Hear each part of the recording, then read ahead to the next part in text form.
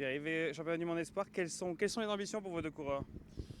Se rapprocher au plus du top 10. Un top 10, c'est l'ambition affichée, même si sur la saison régulière, on sait que c'est difficile face aux coureurs, notamment aux Danois, qui ont une grosse force collective sur le chrono individuel, puisqu'ils ont 3 coureurs qui sont susceptibles de monter sur le podium.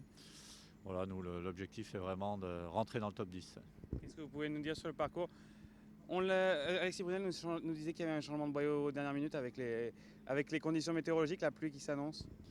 Oui, effectivement, c'est un circuit exigeant, hein, difficile, peut-être moins difficile que ne sera celui des élites demain ou que l'était celui des juniors hier, mais ça reste exigeant avec beaucoup de dénivelé. Effectivement, la donne, c'est la pluie aujourd'hui, avec des petites routes et des virages un petit peu déversants à haute vitesse, donc il ne faut pas se tromper de choix de boyaux, effectivement. Ouais. Vous avez parlé des Danois, il y a une vraie culture du chrono chez eux. Qu'en est-il en France? Eh bien, certes, on n'a pas cette culture-là, on essaye de la développer.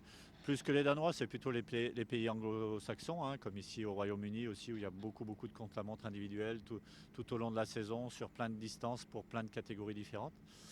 On essaie de développer cette culture-là en France, mais qui n'est pas du tout là à la base. On a plus la culture des courses par étapes, des épreuves difficiles en montagne. Donc pour progresser dans le domaine, il faudra un jour ou l'autre avoir un calendrier beaucoup plus conséquent en France pour que les jeunes et les moins jeunes pratiquent un maximum de contre-la-montre. Ouais, c'est ça, il en manque en compétition finalement. Quand on regarde les programmes de vos deux coureurs, ils n'ont pas fait tant que ça de contre-la-montre durant l'année.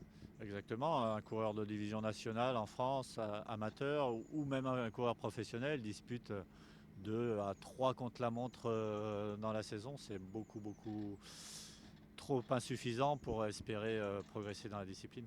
Et du coup, venant ici au championnat du monde, j'imagine avec une marge de manœuvre limitée pour vous en tant que sélectionneur, comment vous avez pu les préparer pour ce chrono qui est finalement un chrono assez long?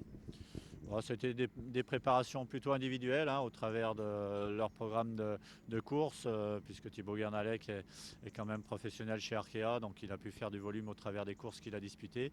Euh, Alexis Brunel, qui est stagiaire pour la World Tour FDJ, a aussi pu faire des courses qui lui ont fait prendre du volume. Et après, tout le travail spécifique s'est fait individuellement au travers de leurs entraîneurs personnels, avec du travail spécifique avec le vélo de contre-la-montre. Et nous, on a simplement fait un stage d'une semaine dans le Nord où on a remis des séances derrière moto, derrière scooter pour essayer de finaliser tout ça. Merci beaucoup Pierre.